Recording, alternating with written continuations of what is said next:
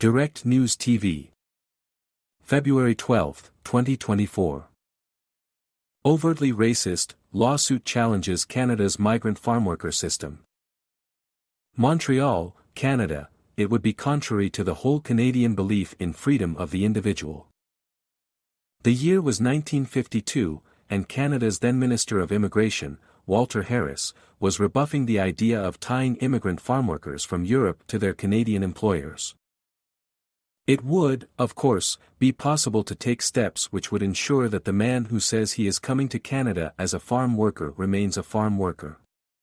We could even hold the possibility of deportation over his head, Harris said.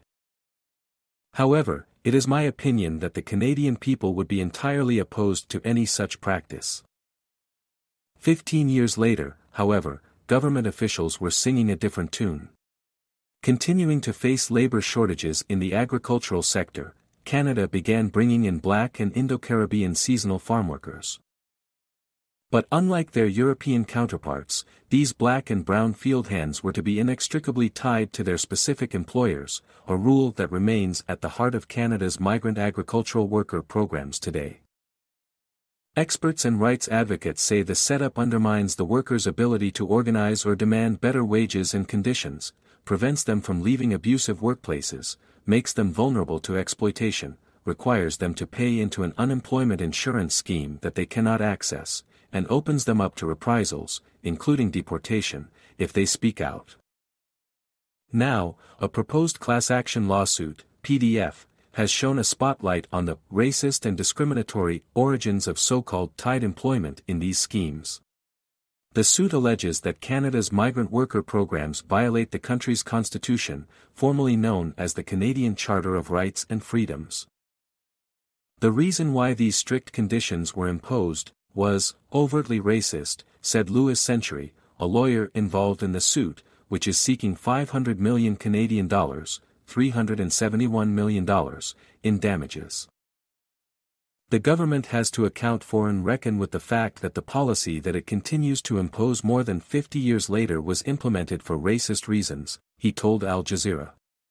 It's caused harm to generations of racialized workers, and it has to end. The system. Canada launched the Seasonal Agricultural Worker Program, or SAWP, in 1966 as part of a bilateral agreement with Jamaica. More than 260 Jamaican workers traveled to Canada in that first year to fill gaps in the agricultural sector.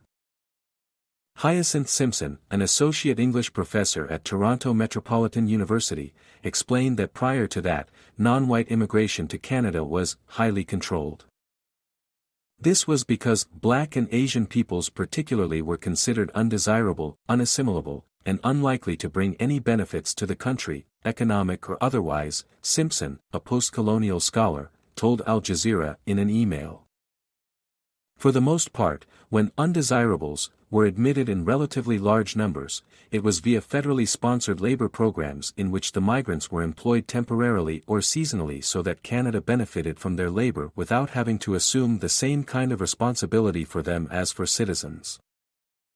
Since its creation in the 1960s, the worker program has been expanded to include Mexico and 10 other countries in the Caribbean. In 2022, more than 70,000 temporary foreign workers labored in Canada's agricultural and agri-food sectors through SAWP and other agricultural programs. The workers pick fruits and vegetables on Canadian farms, work at meat processing plants, and serve as the backbone of an industry now worth hundreds of billions of dollars. Under SAWP, foreign workers can work in Canada for up to 8 months in a single year, and it is not uncommon to find migrants who have been shuffling back and forth between their home country and Canada for decades. Within this system, tied employment practices are a tried and true way of maintaining a power imbalance between employer and employees, Simpson added. This includes tying farm workers to specific farms or employers, preventing them from changing jobs, and even busing workers between their residences and grocery stores. The cumulative effect is to marginalize and isolate the farm workers in Canadian spaces and keep them separate from all things Canadian, she said. Treated like mules. Indeed, for nearly as long as these schemes have existed, workers have reported mistreatment. Foreign workers have been forced to live in crowded, substandard housing and work long hours in unsafe conditions for low wages. Many say they fear being deported or barred from coming back to Canada for the next season if they raise concerns with their employers. Chris Ramsarup, an activist with the group Justicia for Migrant Workers, J4MW, described Canada's system as one that treats black and brown workers from the global south different than Canadian workers. By way of example, he noted that employers can terminate migrant agricultural workers' contracts early if a frost, or another extreme weather event, hits Canadian crops and they are no longer needed. Rather than trying to compensate the workers like somebody else in Canada who faces similar conditions, we simply send workers home, Ramsarup told Al Jazeera. The way that the system is set up works against the interest of migrant agricultural workers, he added. This is designed. In 2022, a group of Jamaican farmworkers publicly denounced their mistreatment on farms in Ontario, saying they were treated like mules and faced threats and abuse, both physical and verbal. The conditions, they said, were akin to systematic slavery. That was echoed about a year later by a United Nations expert, who described Canada's system as a breeding ground for contemporary forms of slavery. The UN Special Rapporteur, Tomoya Abakata, said last September that employer-specific work permit regimes were especially dangerous, making migrant workers vulnerable to contemporary forms of slavery, as they cannot report abuses without fear of deportation. Employment insurance. Kevin Palmer understands that fear.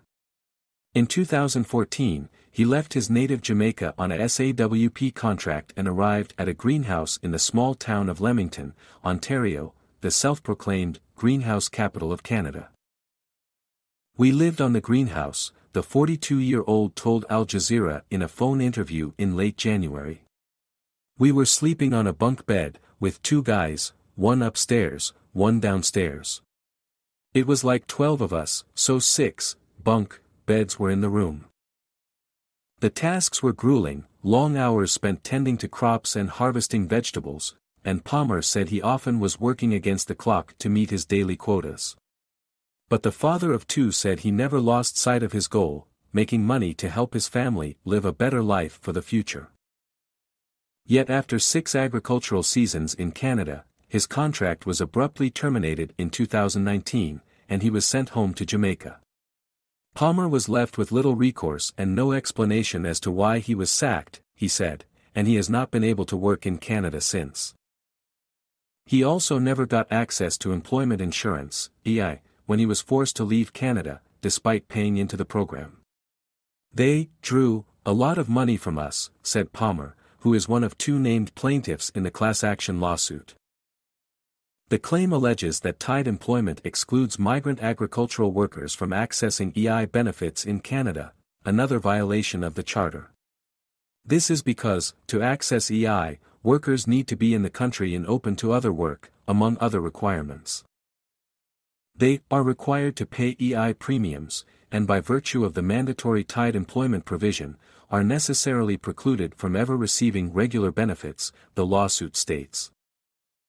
Migrant workers employed under SAWP and the Temporary Foreign Workers Program's agricultural stream paid more than 470 million Canadian dollars, $350 million, in EI premiums since 2008, according to the claim. I don't know if we were entitled to get back that money, Palmer said. Countless injustices. Employment and Social Development Canada, the country's federal labor ministry, told Al Jazeera that it could not comment on matters before the courts. But the department said in an emailed statement that Canada takes its responsibilities with respect to the protection of temporary foreign workers very seriously. It noted that the government introduced an open work permit in 2019 to allow vulnerable workers to leave abusive situations. Canada also maintains a confidential tip line to allow temporary foreign workers to report abuse and is working to improve the quality of employer inspections. Employer-specific work permits, the department said, are an important feature of Canada's temporary foreign worker programs because they allow Ottawa to know which employers are employing temporary foreign workers at any given time and at what locations they are working. But according to Century, the class action lawyer, this employment model remains the source of countless injustices. It makes them more vulnerable. It deprives them of the freedom to leave a difficult situation and seek work elsewhere, and it has the effect of depriving them of significant EI benefits that ordinary workers would otherwise have access to, Century said. Century said the lawsuit is still in the early stages. A certification hearing is expected in the coming year to determine whether it can move forward. If it does, every current or former migrant farmworker who worked in Canada over the last 15 years would be considered part of the class. My name is Kingsley. Please like, share, subscribe and hit that notification bell so you can be the first to be notified whenever we post. You won't regret it.